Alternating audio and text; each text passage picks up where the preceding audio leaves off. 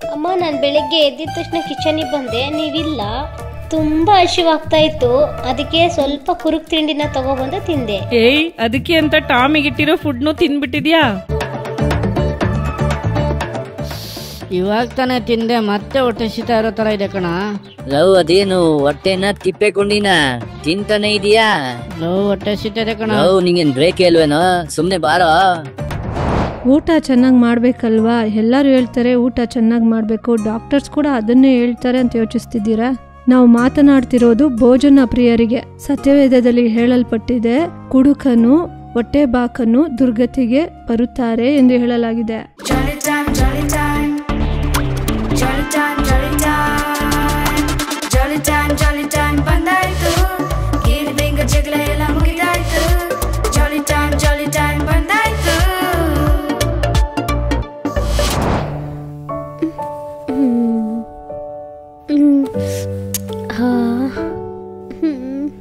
Hi friends, ಇವತ್ತು ಜಾಲಿ ಟೈಮಲ್ಲಿ ನಿಮ್ಮನ್ನು ನೋಡೋದಕ್ಕೆ ತುಂಬ ಸಂತೋಷ ಆಗ್ತಾ ಇದೆ. ನಾನಿವಾಗ ಒಂದು ವಿಷಯನ ಹುಡ್ಕೊಂಡು ಹೋಗ್ತಾ ಇದ್ದೀನಿ, ಬನ್ನಿ ಹೋಗೋಣ.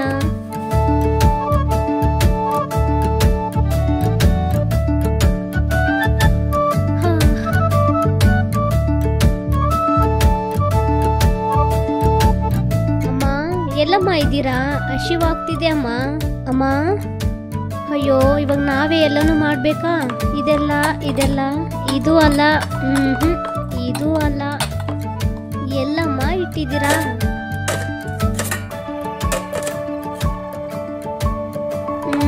ಇಲ್ಲೂ ಇಲ್ಲ. ಎಲ್ಲಿ ಐತೆ? ಅಯ್ಯೋ, ಇಲ್ಲೂ ಇಲ್ಲ. ಇದ್ರಲ್ಲಿ ನೋಡೋಣ. ಇದ್ರಲ್ಲೂ ಇಲ್ಲ. ಇದ್ರೊಳಗಡೆ ಇದೆಯಾ? ನಿನ್ನ ಬೆಳಿಗ್ಗೆನೆ ನೋಡಿದ್ನಲ್ಲ, ನನಗೆ ತುಂಬಾ ಸಂತೋಷ ಆಗ್ತಾ ಇದೆ. ಬಾ, ನಾವು ಹೋಗೋಣ. ಏ ರಿಯಾ, ಎಲ್ಲೋದೆ ನೀನು? ಏನ್ ಬೆಡ್ಡಲ್ಲಿ ಕಾಣ್ತಾನೆ ಇಲ್ವಲ್ಲ? ಎಲ್ಲಿ ಹೋದ್ಲಿ ಇವಳು? ಅಯ್ಯೋ, ಕಬರ್ಡ್ ಒಳಗಡೆ ಏನೋ ಶಬ್ದ ಕೇಳ್ತಾ ಇದೆ. ಓ, ಆ ಇಲಿ ಮತ್ತೆ ಬಂದ್ಬಿಡ್ತಾ? ಇವತ್ತು ಆ ಇಲಿನ ಹೊಡೆದಾಕಿದ್ರೇನೆ ನೆಮ್ಮದಿ. ಎಲ್ಲದನ್ನು ನಾಶ ಮಾಡ್ತಾ ಇದೆ. ಇವತ್ತು ಇಲಿಗೆ ಏನೇ ಬೆಳಗ್ಗೆನೆ ಸ್ಟಾರ್ಟ್ ಮಾಡ್ಬಿಟ್ಟ ನೀನು? ಅಮ್ಮ, ನಾನು ಬೆಳಿಗ್ಗೆ ಎದ್ದಿದ ತಕ್ಷಣ ಕಿಚನಿಗೆ ಬಂದೆ, ನೀವಿಲ್ಲ. ತುಂಬಾ ಹಸಿವಾಗ್ತಾ ಇತ್ತು, ಅದಕ್ಕೆ ಸ್ವಲ್ಪ ಕುರುಕ್ ತಿಂಡಿನ ತಗೊಬಂದು ತಿಂದೆ. ಏಯ್, ಅದಕ್ಕೆ ಅಂತ ಟಾಮಿಗಿಟ್ಟಿರೋ ಫುಡ್ನು ತಿಂದ್ಬಿಟ್ಟಿದ್ಯಾ?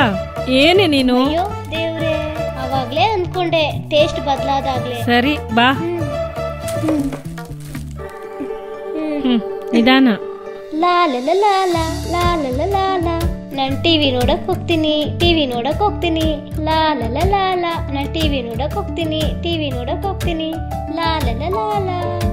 ಅಮ್ಮ, ಎಲ್ಲಮ್ಮ ಇದ್ದೀರಾ? ಮಗುಗೆ ಹಸಿವಾಗುತ್ತಲ್ಲ, ಯಾವಾಗ್ಲೂ ತರನೇ ಒಂದ್ ಪ್ಲೇಟ್ ತಗೊಂಡು 5 ಇಡ್ಲಿ ಇಟ್ಟು ಮುಳುಗೋ ತರ ಸಾಂಬಾರ್ ಹಾಕಿ, red chutney, green chutney, white chutney ಅದೆಲ್ಲಾನು ಸ್ವಲ್ಪ ಇಟ್ಬಿಟ್ಟು ತಗೊಬನ್ನಿ. ಮಗುಗೆ ಹಸಿವಾಗ್ತಿದ್ಯಲ್ಲ.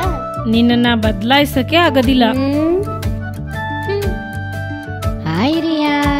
ಹಾಯ್ ರಾಬಿ, ಬನ್ನಿ.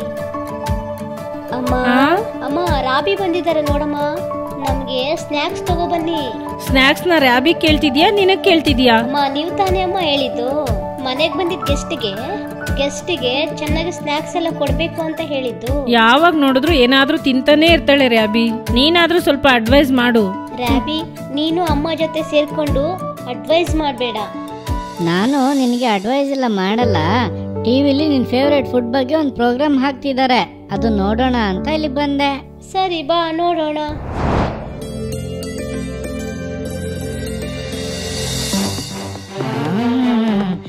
ಎಲ್ಲ ಇದೆಯಲ್ಲ, ದೋಸೆ ಇದೆ, ಪೂರಿ ಇದೆ, ಲೆಗ್ ಪೀಸ್ ಇದೆ, ಬಿರಿಯಾನಿ ಇದೆ, ಮೊಟ್ಟೆ ಇದೆ. ಇವತ್ತೊಂದು ಕೈ ನೋಡೋದೆ, ಅದಕ್ಕೆ ಮುಂಚೆ ಫೋಟೋ ತಗೊಂಡು ಸ್ಟೇಟಸ್ಗೆ ಹಾಕ್ಬಿಡೋಣ.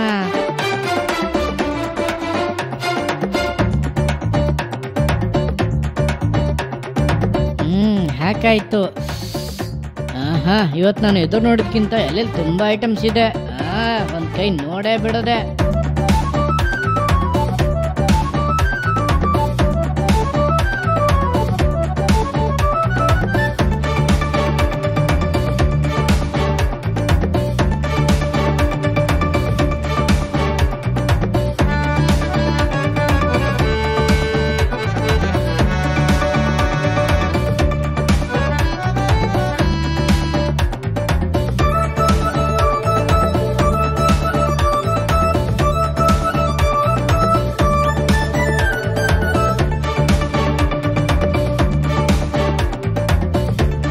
Hi Sam. ಬಾರೋ ಡ್ಯಾನಿ. ಏನು ಬೆಳಗ್ಗೆನೇನೆ? ಹೌದು ಕಣ, ಇದು ತಾನೇ ನಮ್ ಕೆಲ್ಸ. ಸರಿ ನಾ ಹೊರಗಡೆ ಹೋಗ್ಬೇಡ ಬಾರೋ. ಬರ್ತೀನೋ? ಅದ್ರಲ್ಲಿ ಏನಿಲ್ಲ ಬಾರೋ. ಕೈನಾರ್ ತೊಳ್ಕೊಂಡ್ ಬರ್ತೀನಿ. ಬಾರೋ ಹೋಗೋಣ. ನೆನ್ನೆ ಮುಂಬೈ ಟೀಮ್ ಗೆದ್ಬಿಡ್ತು. ಹೌದು ಕಣ, ನೆನ್ನೆ CSK ಟೀಮ್ ಸೋತ್ಬಿಡ್ತು. ಹೌದು ಕಣ, CSK ಎಲ್ಲ ಒಂದ್ ಟೀಮಾ? ಹೌದು ಕಣ, ಮುಂಬೈ ಇಂಡಿಯನ್ಸೇ ಸೂಪರ್ ಆಗಿರೋದು. ನಂಗೆ ತುಂಬಾ ಹೊಟ್ಟೆ ಸಿದ್ದಿದ್ಯೋ, ಚಿಪ್ಸ್ ತಕೊಡು. ಲೋ ಬೆಳಗ್ಗೆ ಅಷ್ಟೊಂದು ಊಟ ಮಾಡ್ದಲ್ಲೋ, ಇನ್ನೂ ಹೊಟ್ಟೆ ಸಿಗ್ತಾ ಇದೆಯಾ? ಇನ್ನೂ ಹೊಟ್ಟೆ ಸಿಗ್ತದೆ ಕಣ. ಲೋ ನನ್ನ ಹತ್ರ ಬರೀ 100 ರೂಪಾಯಿ ಇದೆ. ಸಾಕು, 10 ಪ್ಯಾಕೆಟ್ ತಗೋಬಹುದು. ಬಾರೋ ಬ್ಯಾಡ್ವೋ. ಹೊಟ್ಟೆ ಸಿಗ್ತದೆ ಅಣ್ಣ. 10 ಚಿಪ್ಸ್ ಪ್ಯಾಕೆಟ್ ಕೊಡಿ ಅಣ್ಣ. ಒಂದು 10 ಪ್ಯಾಕೆಟ್ ಕೊಡಿ ಅಣ್ಣ.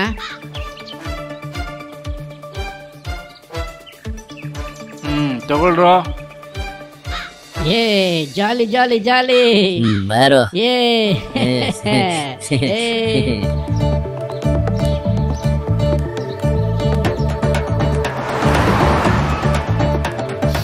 ಇವಾಗ ತಾನೇ ತಿಂದೆ, ಮತ್ತೆ ಹೊಟ್ಟೆ ಸಿಗ್ತಾ ಇರೋ ತರ ಇದೆ ಕಣ. ಲವ್ ಅದೇನು ಹೊಟ್ಟೆನ ತಿಪ್ಪೆಕೊಂಡಿನ ತಿಂತಾನೆ ಇದೀಯಾ? ಹೊಟ್ಟೆ ಸಿಗ್ತದೆ ಕಣ. ಲವ್ ನಿಂಗೇನ್ ಬ್ರೇಕ್ ಇಲ್ವೇನೋ?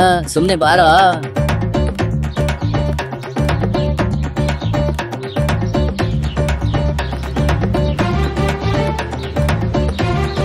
ಅಲ್ಲೋಡು. ಏನೋ ಅದು?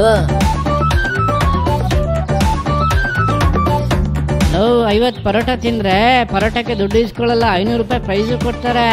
ಬಾರ ಒಳಗಡೆ ಹೋಗೋಣ. ಈ ಬ್ಯಾಡ್ವೋ, ನನ್ನ ದುಡ್ಡು ಖರ್ಚಾಗೋಯ್ತು, ಸುಮ್ನೆ ಯಾಕೆ? ಈ ಪಂದ್ಯದಲ್ಲಿ ನಾವು ಜಯಿಸ್ಬೋದು. ಈ ಬ್ಯಾಡ್ವೋ. ಬಾರ ಬ್ಯಾಡ್ವೋ ಬಿಡು. ಹೇಳ್ತಿದ್ದೀನಲ್ಲ, ಒಂದ್ ಕೈ ನೋಡೇ ಬಿಡೋಣ ಕಣ. ಏನ್ ಮಕ್ಳ, ಏನ್ ಬೇಕು? 50 ಪರೋಟ ಕೊಡಿ ಅಣ್ಣ. 50 ಪರೋಟ ತಿನ್ಬಿಡ್ತೀರಾ? ತಾಗ ಬನ್ನಿ ಅಣ್ಣ. ತಿಂದ್ರೆ ನಾನ್ ದುಡ್ಡು ಕೊಡ್ತೀನಿ, ತಿನ್ಲಿಲ್ಲ ಅಂದ್ರೆ ನೀವು ದುಡ್ಡು ಕೊಡ್ಬೇಕು. ಅದನ್ನೆಲ್ಲ ನೋಡ್ಕೊಳ್ಳೋಣ ಬಿಡಿ. ನೀವಿಬ್ರು ತಿಂತೀರಾ? ಅಯ್ಯೋ ನನಗ್ ಬೇಡ. ಸರಿ, ಹೋಗಿ ತಗೊಂಡ್ಬರ್ತೀನಿ. ಹೋಗಿ ಅಣ್ಣ, ಬೇಗ ತಗೋಬನ್ನಿ. ಇವತ್ತು ಚೆನ್ನಾಗಿ ತಿನ್ಬಿಡೋಣ.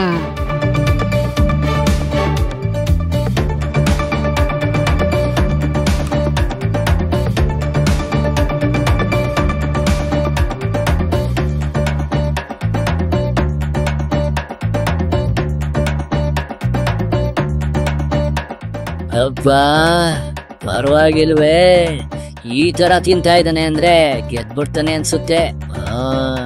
ನೋಡಪ್ಪ, ಇದು 15ನೇ ಪರೋಟ. ಅಯ್ಯ, ಹೊಟ್ಟೆ ನೋವ್ತಾ ಇದೆ ಕಣ. ಏನು ಹೇಳ್ತಾ ಇದ್ಯಾ? ಬೇರೆ ಆಗ್ತಾ ಇಲ್ವಾ? ಏನು ಹೇಳ್ತಾ ಇದ್ಯಾ? ಸರಿ ಇರು ನಾನು ಬಂದ್ಬಿಡ್ತೀನಿ. ಬರ್ತೀನಿ ತಡಿಯೋ, ಬರ್ತೀನಿ. ನಿಮಿಷ ತಡಿ, ಬರ್ತೀನಿ. ನಿಂತ್ಕೊಳ್ಳ. ಏನಪ್ಪಾ ತಗೋ 17ನೇ ಪರೋಟ. ತಿನ್ನಕ್ ಆಗ್ತಿಲ್ಲ. ಏನ್ ಹೇಳ್ತಾ ಇದೀಯಾ? ಮುಂಚೆನೆ ತಿನ್ನಕ್ಕಾಗಲ್ಲ ಅಂತ ಹೇಳ್ದೆ, ಕೇಳ್ದ? ಇವಾಗ ತಿನ್ನಕ್ಕಾಗಲ್ಲ ಅಂತ ಹೇಳ್ತಾ ಇದೀಯಾ? ಫಸ್ಟ್ ದುಡ್ಡು ಕೊಟ್ಟು. ಅಣ್ಣ ದುಡ್ಡು ತಂದಿಲ್ಲ ಅಣ್ಣ. ಏನು ದುಡ್ಡು ತಂದಿಲ್ವಾ? ದುಡ್ಡು ತರದಲ್ಲೇ ಮತ್ತೆ ಯಾಕೋ ಬಂದೆ? ಅಣ್ಣ ಅದು ನಿಮ್ಮ ಅಪ್ಪ ನಂಬರ್ ಹೇಳು. ಹಲೋ ಸ್ಯಾಮ್ ಅವ್ರ ಅಪ್ಪನ ನೀವು?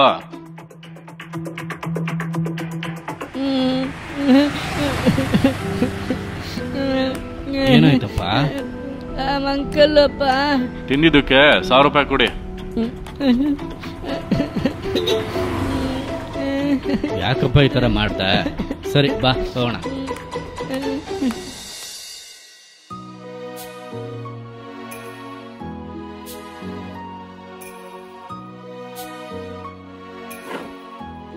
ಅಪ್ಪ ನಂಗೆ ಹೊಟ್ಟೆ ಹಸಿತಾ ಇದೆ.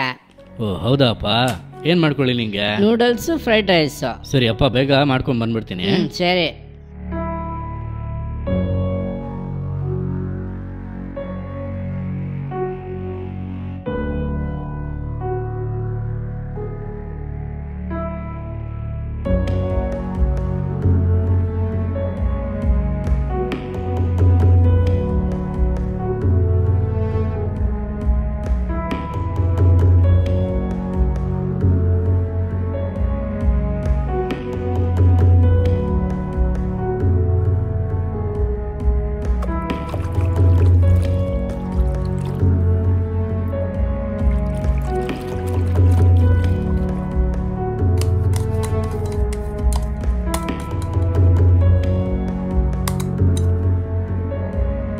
ಊಟ ರೆಡಿ. ಊಟ ರೆಡಿನಾ? ಅಪ್ಪ ಇದೆಂತ ಊಟ? ಇದು ನನಗೆ ಇಷ್ಟನೇ ಇಲ್ಲ.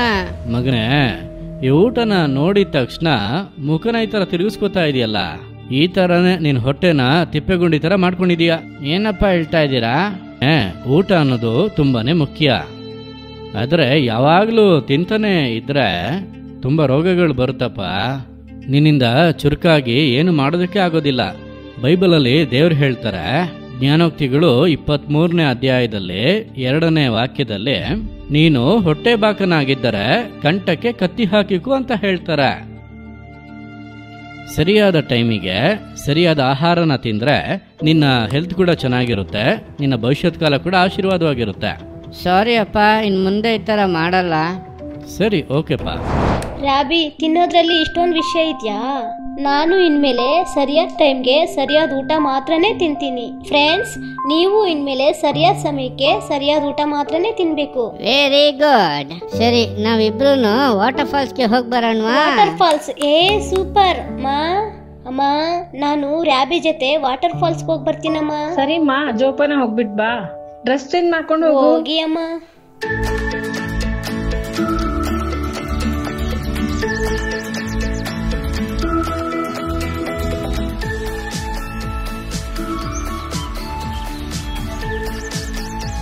ನಾವೇನ್ ಇಲ್ಲೇನ್ ಸ್ನಾನ ಮಾಡ್ತೀವ ರಾಬಿ? ಇಲ್ಲ ಇಲ್ಲ ಇಲ್ಲ ಇಲ್ಲ, ನಾವು ಮೀನ್ ಹಿಡಿತೀವಿ. ಜಾಲಿ ಜಾಲಿ. ನಾವ್ ಹೆಂಗ್ ಮೀನ್ ಹಿಡಿತೀವಿ? ಇಲ್ಲೇ ನನ್ನ ಕೈಯಲ್ಲಿ ಇದೆಯಲ್ಲ ಈ ಗಾಣದಲ್ಲಿ ಹಾಕಿ. ಏನ್ ರಾಬಿ, ಇಷ್ಟೊತ್ತಿಂದ ಗಾಣ ಆಗ್ತಾ ಇದೆಯಾ? ಒಂದು ಮೀನು ಸಿಕ್ಕಿಲ್ಲ ನಿಮ್ಗೆ?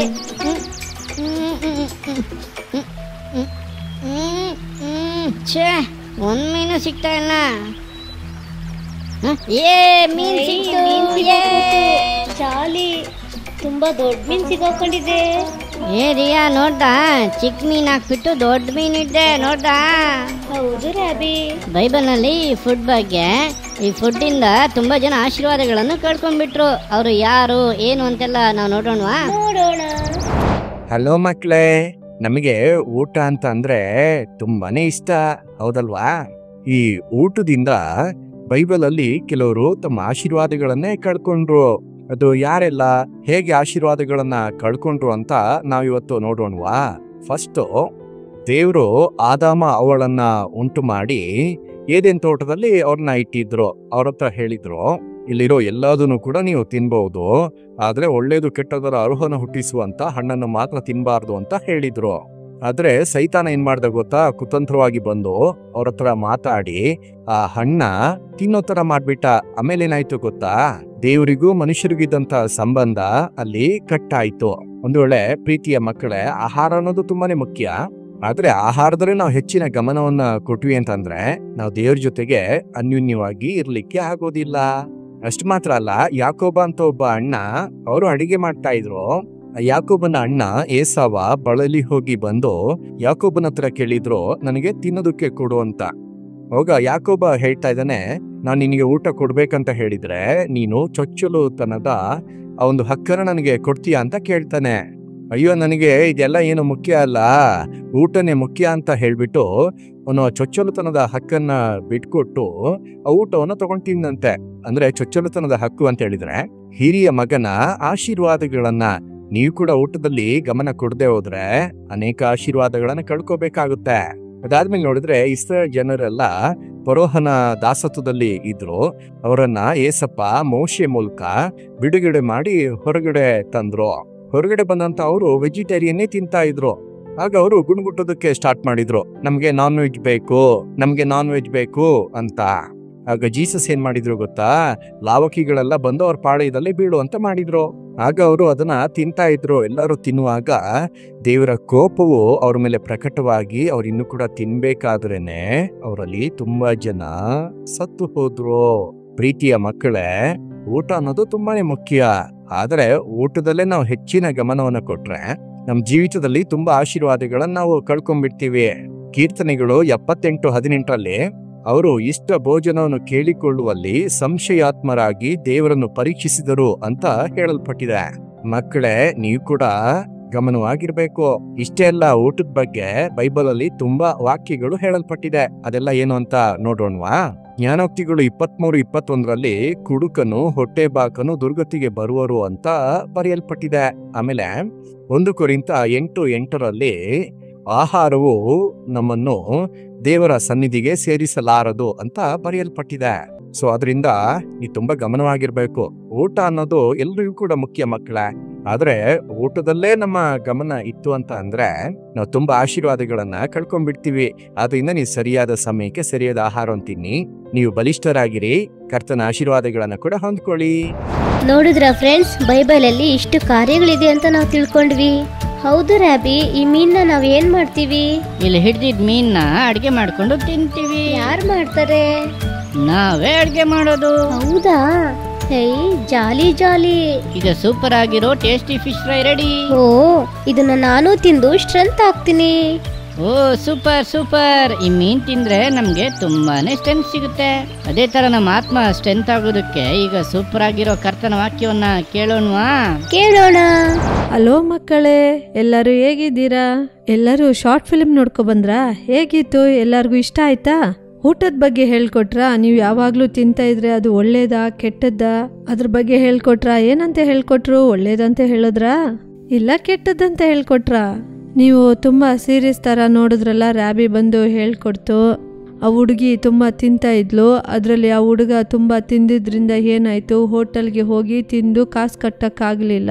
ಇದೆಲ್ಲ ನೀವು ನೋಡಿದ್ರಲ್ಲ, ಇದರಿಂದ ನಿಮ್ಗೆ ಏನ್ ಗೊತ್ತಾಗುತ್ತೆ ಫ್ರೆಂಡ್ಸ್? ಊಟ ಮಾಡೋದು ತಪ್ಪು ಅನ್ಸುತ್ತಾ? ಇಲ್ಲ ಇಲ್ಲ, ಊಟ ಮಾಡ್ಬೋದು. ನಿಮ್ಗೆ ಮೊದಲು ಒಂದು ವಾಕ್ಯನ ತೋರಿಸ್ತೀನಿ. ಏನ್ ಗೊತ್ತಾ? ಜ್ಞಾನೋಕ್ತಿಗಳು 23ನೇ ಅಧ್ಯಾಯ 21ನೇ ವಾಕ್ಯ ಏನಂದ್ರೆ, ಕುಡುಕನು ಹೊಟ್ಟೆಬಾಕನು ದುರ್ಗತಿಗೆ ಬರುವನು. ಇದ್ರಲ್ಲಿ ಏನಿದೆ ಅಂದ್ರೆ, ತುಂಬಾ ಊಟ ಮಾಡೋರು ದರಿದ್ರಕ್ಕೆ ಬರುವರು ಅಂತ ಹೇಳಿದೆ. ತುಂಬಾ ತಿನ್ನೋರು ದುರ್ಗತಿಗೆ ಬರ್ತಾರೆ ಅಂತ ಹೇಳಲ್ಪಟ್ಟಿದೆ. ಈಗ ಊಟ ತಿನ್ನೋದು ತಪ್ಪಲ್ಲ, ಇದು ತಿಂತಾನೇ ಇರ್ಬೇಕು. ಯಾವಾಗ್ಲೂ ತಿಂತಾನೆ ಇದ್ರೆ ದುರ್ಗತಿಗೆ ಬರುವರು ಅಂತ ಹೇಳಲಾಗಿದೆ. ಸರಿ, ದುರ್ಗತಿ ಅಂದ್ರೆ ಏನು? ನಿಮಗೆ ಒಂದು ಕಾರ್ಯ ತುಂಬಾ ಇಂಪಾರ್ಟೆಂಟ್ ಆಗಿ ಬೇಕಾಗಿರುತ್ತೆ, ಆದ್ರೆ ಅದು ನಿಮ್ಮ ಹತ್ರ ಇಲ್ಲ, ಅದನ್ನೇ ದುರ್ಗತಿ ಅಂತ ಹೇಳೋದು. ಹೊಟ್ಟೆ ಬಾಕನು ದುರ್ಗತಿಗೆ ಬರುವನು. ಊಟ ಮಾಡುವವನು ಹೇಗೆ ದುರ್ಗತಿಗೆ ಬರುತ್ತಾನೆ ಅಂತ ಯೋಚನೆ ಮಾಡ್ತಿದ್ದೀರಾ? ನಾನು ನಿಮ್ಗೆ 3 ಪಾಯಿಂಟ್ಸ್ನ ಹೇಳ್ತೀನಿ. ಫಸ್ಟ್ ಪಾಯಿಂಟ್ ಏನಂದ್ರೆ, ನೀವು ತುಂಬಾ ಚೆನ್ನಾಗಿ ಊಟ ಮಾಡ್ತಾ ಇದ್ರೆ, ಈ ಸ್ಕಿಟ್ಟಲ್ಲೆಲ್ಲ ಹೇಳ್ಕೊಟ್ರಲ್ವಾ, ನೀವು ಪದೇ ಪದೇ ಊಟ ಮಾಡ್ತಾ ಇದ್ರೆ ಹೊಟ್ಟೆ ಏನು ಕಸದ ತೊಟ್ಟಿನ ಎಲ್ಲಾನು ಸೇರಿಸ್ಕೊಳ್ಳಕ್ಕೆ ಅಂತ. ಸತ್ಯವೇದದಲ್ಲಿ ಒಂದು ವಾಕ್ಯ ಇದೆ, ನಿಮ್ಮ ಶರೀರ ದೇವರ ಆಲಯ, ಅದನ್ನು ಕೆಡಿಸಬಾರದು ಎಂದು ಹೇಳಲ್ಪಟ್ಟಿದೆ. ಆಗ ನೀವು ಪದೇ ಪದೇ ತಿಂತಾ ಇದ್ರೆ, ಸ್ಕಿಟ್ಟಲ್ಲೆಲ್ಲ ನೀವು ನೋಡಿದ್ರಲ್ಲ, ಆ ಹುಡುಗ ಊಟ ನೋಡೋದು ಕೂಡ ಇಷ್ಟಪಡ್ಲಿಲ್ಲ. ಅದು ನಿಮ್ಮ ಹೊಟ್ಟೆ ಒಳಗಡೆ ಹೋದ್ರೆ ಅದು ಕಸ ತೊಟ್ಟಿ ಅಲ್ವಾ? ಆ ಥರ ನೀವು ಯೋಚನೆ ಮಾಡ್ತೀರಾ? ಇಲ್ವಲ್ಲ. ಆಗ ನಿಮ್ಮ ಆರೋಗ್ಯನ ನೀವೇ ಕೆಡಿಸ್ತಂತಾನೆ. ಏಸಪ್ಪ ಏನ್ ಹೇಳಿದ್ದಾರೆ? ನಿಮ್ಮ ಶರೀರವು ದೇವರ ಆಲಯ, ಅದನ್ನು ಕೆಡಿಸಬಾರದೆಂದು ಹೇಳಿದ್ದಾರಲ್ಲವಾ? ನೀವು ಅದನ್ನ ಕೆಡಿಸಿದ್ರೆ ಏನಾಗುತ್ತೆ? ಏಸಪ್ಪಗೆ ಇಷ್ಟವಿಲ್ಲದ ಕಾರ್ಯ ಅಂಡ್ ನಿಮ್ಮ ಶರೀರದಲ್ಲಿ ಅನವಶ್ಯಕವಾದ ಸಮಸ್ಯೆ ಎಲ್ಲ ಬರುತ್ತದೆ. ನಾವು 3 ಟೈಮ್ಸ್ ಮೀಲ್ ತಿನ್ಬೋದು, ಸೆಂಟ್ರಲ್ಲಿ ಒಂದು ಸ್ನ್ಯಾಕ್ಸ್ ತಿನ್ಬೋದು, ಆ ಥರ ಎಲ್ಲ ಇದೆ. ಆದರೆ ಪದೇ ಪದೇ ತಿಂತಾನೆ ಇದ್ರೆ ಸಮಸ್ಯೆ ಬರುತ್ತಲ್ಲ, ನೀವು ಶರೀರವನ್ನು ಕೆಡಿಸ್ಕೋತೀರಿ. ಸೆಕೆಂಡ್, ನೀವು ತಿಂತಾನೆ ಇದ್ರೆ ವೆಯ್ಟ್ ಜಾಸ್ತಿ ಆಗಿಬಿಡ್ತೀರಾ. ನಿಮ್ಮಿಂದ ಮೇಲೆ ಕತ್ತಕ್ಕಾಗಲ್ಲ, ಸ್ಟೆಪ್ಸ್ ಎಲ್ಲ ಹತ್ತಿ ಇಳಿಯೋಕ್ಕಾಗಲ್ಲ, ಯಾವ ಕೆಲಸ ಮಾಡೋಕ್ಕಾಗಲ್ಲ. ಮತ್ತೆ ನೀವು ಕೆಳಗಡೆ ಬಗ್ಗೆ ಕೆಲಸ ಮಾಡೋಕ್ಕೂ ಆಗಲ್ಲ, ಆಕ್ಟಿವ್ ಆಗಿರೋಕ್ಕಾಗಲ್ಲ. ಸ್ವಲ್ಪ ನಿಂತ್ಕೊಂಡು ಕೆಳಗಡೆ ಬಗ್ಗೆ ನೋಡಿ, ನಿಮ್ಮ ಕಾಲು ಮುಟ್ಟಕ್ಕಾಗುತ್ತಾ ಅಂತ? ಆಗುತ್ತೆ ಅಂದರೆ ನೀವು ಹೆಲ್ದಿಯಾಗಿರ್ತೀರಾ, ಇಲ್ಲಾಂದರೆ ತಿಂದು ತಿಂದು ದಪ್ಪ ಆಗಿರ್ತೀರಾ ಅಂದರ್ಥ. ಏಸಪ್ಪ ಹೇಳಿದ್ದಾರೆ, ಸತ್ಯವೇದದಲ್ಲಿ ಹೇಳಲ್ಪಟ್ಟಿದೆ, ಕುಡುಕನು ಹೊಟ್ಟೆ ಬಾಕನು ದುರ್ಗತಿಗೆ ಬರುತ್ತಾರೆ ಎಂದು ಹೇಳಲಾಗಿದೆ. ನೀವು ಮತ್ತೆ ಮತ್ತೆ ತಿಂತಿದ್ರೆ ಏನಾಗುತ್ತೆ? ನಿಮಗೆ ಟಯರ್ಡ್ ಆಗುತ್ತೆ, ಸ್ಟೆಪ್ಸ್ ಹತ್ತಕ್ಕಾಗಲ್ಲ, ಓದಕ್ಕಾಗಲ್ಲ. ಆಗ ಎರಡನೇದಾಗಿ ಏನಾಗುತ್ತೆ? ಮೊದಲು ನಿಮ್ಮ ಹೆಲ್ತ್ ದುರ್ಗತಿಗೆ ಬರುತ್ತೆ, ನಿಮ್ಗಿರ್ಬೇಕಾಗಿದ್ದ ಹೆಲ್ತ್ ಹೋಗ್ಬಿಡುತ್ತೆ. ದೇವರ ವಾಕ್ಯ ಹೇಳುತ್ತದಲ್ಲ, ನಿಮ್ಮ ಶರೀರವು ದೇವರ ಆಲಯವಾಗಿದೆ ಎಂದು. ಮೊದಲನೇದಾಗಿ ನೀವು ಊಟ ಮತ್ತೆ ಮತ್ತೆ ತಿನ್ನೋದ್ರಿಂದ ನೀವು ದುರ್ಗತಿಗೆ ಬರುತ್ತೀರಿ. ನಂತರ ನಿಮ್ಮ ಹೆಲ್ತ್ ಹೋಗುತ್ತೆ, ನೀವು ಸ್ಟೆಪ್ಸ್ ಹತ್ತಕ್ಕಾಗಲ್ಲ, ನಿಮ್ಮ ಎಜುಕೇಷನ್ ಹೋಗುತ್ತೆ. ಸ್ಕಿಟ್ಟೆಲ್ಲ ಹುಡುಗನ್ನ ನೋಡಿದ್ರಲ್ಲ, ಅವನ ಹಣ ಹೋಯ್ತು. ಸೊ ಆ ವಿಷಯದಲ್ಲಿ ನೀವು ದರಿದ್ರರಾಗ್ಬಿಡ್ತೀರಾ, ಮತ್ತು ನಿಮ್ಮ ಎಜುಕೇಷನ್ ಹೋಗುತ್ತೆ. ನಂತರ ನೀವು ಇಟ್ಕೊಂಡಿರೋಂಥ ಪಾಕೆಟ್ ಮನಿ, ನೀವು ಸಂಪಾದನೆ ಮಾಡಿರೋದೆಲ್ಲ ಹಾಗೆ ಹೋಗ್ಬಿಡುತ್ತೆ. ಸೊ ಇಂಥ ವಿಷಯಗಳಲ್ಲಿ ನೀವು ದರಿದ್ರರಾಗ್ತೀರಾ. ಮತ್ತೊಂದು ವಿಷಯ ಇದೆ, ಏನು ಗೊತ್ತಾ ಫ್ರೆಂಡ್ಸ್? ಊಟ ಚೆನ್ನಾಗಿ ಮಾಡಬೇಕಲ್ವಾ? ಎಲ್ಲರೂ ಹೇಳ್ತಾರೆ ಊಟ ಚೆನ್ನಾಗಿ ಮಾಡಬೇಕು, ಡಾಕ್ಟರ್ಸ್ ಕೂಡ ಅದನ್ನೇ ಹೇಳ್ತಾರೆ ಅಂತ ಯೋಚಿಸ್ತಿದ್ದೀರಾ? ನಾವು ಮಾತನಾಡ್ತಿರೋದು ಭೋಜನ ಪ್ರಿಯರಿಗೆ, ತಿಂತಾನೇ ಇರಬೇಕಂತ ಆಸೆ ಪಡೋರಿಗೆ. ಒಂದು ವಾಕ್ಯ ಇದೆ ಸತ್ಯವೇದದಲ್ಲಿ, ಏನಂದ್ರೆ, ನೀವು ಯಾವುದಕ್ಕೆ ತುಂಬಾ ಇಂಪಾರ್ಟೆನ್ಸ್ ಕೊಡ್ತೀರೋ ಅದಕ್ಕೆ ನೀವು ದಾಸರಾಗ್ಬಿಡ್ತೀರಿ ಅಂತ ಅರ್ಥ. ನಾವು ಯಾರಿಗೂ ದಾಸರಾಗಬಾರ್ದು, ಒಂದು ಸ್ಲೇವರಿ, ಅದು ಕೂಡ ಒಂದು ದರಿದ್ರ. ಗೊತ್ತಾ? ನೀವು ಫ್ರೀಡಮ್ ಆಗಿ ಇಲ್ಲದೆ ಇರೋದು, ನೀವು ಫ್ರೀಡಮ್ ಆಗಿ ಸ್ವಾತಂತ್ರ್ಯರಾಗಿ ಇಲ್ಲದೆ ಇರೋದು ಕೂಡ ಒಂದು ದುರ್ಗತಿನೇ ಫ್ರೆಂಡ್ಸ್. ಆಗ ನೀವು ತಿನ್ನೋದು ತಿನ್ನೋದು ತಪ್ಪಲ್ಲ. ನಾವೆಲ್ಲರೂ 3 ಟೈಮ್ಸ್ ತಿನ್ನಬೇಕು ಅಂತ ಹೇಳ್ತಾರೆ, ಡಾಕ್ಟರ್ಸ್ ಅಡ್ವೈಸ್ ಮಾಡ್ತಾರೆ, ಎಲ್ಲರೂ ಹೇಳ್ತಾರೆ. ಮಾರ್ನಿಂಗ್, ಆಫ್ಟರ್ನೂನ್, ನೈಟ್ ಕರೆಕ್ಟ್ ಟೈಮ್ಗೆ ಅದನ್ನ ತಿನ್ಬೋದು. ಸಾಯಂಕಾಲ ಸ್ನ್ಯಾಕ್ಸ್ ತಿನ್ಬೋದು, ಆದರೆ ತಿಂತಾನೇ ಇರಬೇಕು ಅನ್ನೋದು ಬಂದು ತಪ್ಪು. ಅದನ್ನೇ ಈ ಸ್ಕಿಟ್ ಮೂಲಕವಾಗೂ ಈ ಮೆಸೇಜ್ ಮೂಲಕವಾಗೂ ನಿಮ್ಗೆ ಹೇಳ್ತಿರೋದು. ನಿಮ್ಮಿಂದ ಒಂದಿನ ತಿಂದೆ ಇರೋಕ್ಕಾಗುತ್ತಾ? ಸ್ನ್ಯಾಕ್ಸು ಏನು ತಿಂದೆ ಅದನ್ನು ಇಷ್ಟಪಡದೆ ಇರೋಕ್ಕಾಗುತ್ತಾ? ನೀವು ಆ ರೀತಿ ಮಾಡಿ ನೋಡುವಾಗ ಇರೋದಕ್ಕೆ ಆಗುತ್ತೆ ಅಂತಂದರೆ ನೀವು ಅದಕ್ಕೆ ದಾಸರಲ್ಲ ಅಂತ ಅರ್ಥ. ನಿಮ್ಮ ಹೆಲ್ತ್ ಆಗಿರ್ಬೋದು, ನಿಮ್ಮ ಸ್ಪಿರಿಚುವಲ್ ಲೈಫ್ ಆಗಿರಲಿ, ನಿಮ್ಮ ಹೆಲ್ತ್ ಆಗಿರಲಿ, ಯಾವುದೇ ಕಾರಣಕ್ಕೂ ಯಾವುದಕ್ಕೂ ಸ್ಯಾಕ್ರಿಫೈಸ್ ಮಾಡಬಾರ್ದು. ಸರಿನಾ? ಸರಿ, ನೀವು ಈ ಥರ ಒಂದು ದಾಸತ್ವದಲ್ಲಿ ಇದ್ದಿದ್ರೆ ಏಸಪ್ಪನೇ ಅದರಿಂದ ನಿಮಗೆ ಬಿಡುಗಡೆ ಕೊಡಬೇಕು. ಅದಕ್ಕಾಗಿ ಪ್ರಾರ್ಥನೆ ಮಾಡೋಣವಾ? ಏಸಪ್ಪ ನಮಗೆ ಹೆಲ್ಪ್ ಮಾಡಬೇಕು ಅಂತ ನಾವು ಪ್ರಾರ್ಥನೆ ಮಾಡೋಣವಾ? ಎಲ್ಲರೂ ಕಣ್ಮುಚ್ಚಿ. ಪ್ರೀತಿ ಉಳ್ಳ ಏಸಪ್ಪ, ಈಗ ನಾವು ಭೋಜನ ಪ್ರಿಯರಾಗಿರಬಾರದು ಅಂತ ನೀವು ಹೇಳ್ಕೊಟ್ಟಿದ್ದಕ್ಕಾಗಿ ಸ್ತೋತ್ರ.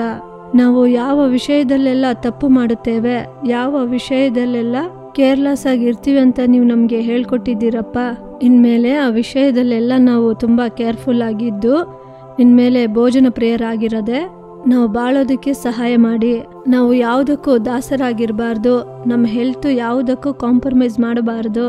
ನಿಮ್ಮ ಶರೀರವು ನನ್ನ ಆಲಯ ಅಂತ ಹೇಳಿದ್ದೀರಿ. ಆ ಆಲಯವನ್ನು ನಾನು ಯಾವುದೇ ಕಾರಣಕ್ಕೂ ಹೊಲಸು ಮಾಡಬಾರದು, ಅದನ್ನು ಯಾವುದೇ ಕಾರಣಕ್ಕೂ ನಾವು ಡ್ಯಾಮೇಜ್ ಮಾಡಬಾರದಪ್ಪ. ಇದಕ್ಕೆ ನೀವು ನಮಗೆ ಹೆಲ್ಪ್ ಮಾಡಿ. ನಾವು ದಾಸರಾಗಿದ್ದೇವೆಂದರೆ ಈ ದಾಸತ್ವದಿಂದ ಬಿಡುಗಡೆ ಹೊಂದಲು ನಮಗೆ ಸಹಾಯ ಮಾಡಿ. ಯೇಸುವಿನ ನಾಮದಲ್ಲಿ ಪ್ರಾರ್ಥಿಸುತ್ತೇನೆ, ಜೀವವುಳ್ಳ ತಂದೆಯೇ, ಆಮೇನ್. ಫ್ರೆಂಡ್ಸ್, ನಾವೆಲ್ಲರೂ ಪ್ರಾರ್ಥಿಸಿದ್ದೀವಿ. ನೀವು ಅದೇ ಥರ ಇದ್ದರೆ ಏಸಪ್ಪ ಬಿಡುಗಡೆ ಹೊಂದಲು ಸಹಾಯ ಮಾಡ್ತಾರೆ. ನೀವು ಅದಕ್ಕೆ ಟ್ರೈ ಮಾಡಬೇಕು, ಸರಿನಾ? ಸರಿ, ಮತ್ತೊಂದು ಪ್ರೋಗ್ರಾಮಲ್ಲಿ ನಿಮ್ಮನ್ನು ಸಂಧಿಸ್ತೀನಿ. ಬಾಯ್. Super message friends. ನೀವೆಲ್ಲರೂ ಈ ಮೆಸೇಜಲ್ಲಿ ಹೇಳಿದ ಥರ ಫಾಲೋ ಮಾಡಿ. ಓಕೆ ಫ್ರೆಂಡ್ಸ್, ಇವತ್ತು ನಾವು ಊಟ ಅನ್ನೋ ಶೀರ್ಷಿಕೆಯಲ್ಲಿ ತುಂಬಾ ವಿಷಯಗಳನ್ನ ಕಲ್ತ್ಕೊಂಡ್ವಿ. ಚೆನ್ನಾಗಿ ಊಟ ಮಾಡಬೇಕು, ಹಾಗಂತ ತುಂಬಾ ಜಾಸ್ತಿ ಊಟ ಮಾಡಿ ಗುಂಡಾಗ್ಬಿಡ್ಬಾರ್ದು. ನೀವು ಮಿತವಾಗಿ ತಿನ್ನಿ, ಆಹಾರಕ್ಕೆ ತುಂಬಾ ಪ್ರಾಮುಖ್ಯತೆ ಕೊಡಬೇಡಿ. ಕರ್ತನು ನಿಮ್ಮನ್ನು ಆಶೀರ್ವದಿಸ್ತಾನೆ. Bye. Jolly time Jesus redeems ministries, Nalumavadi, Thoothukudi district 628211. For 24 hours prayer support, call 08035454545. God bless you.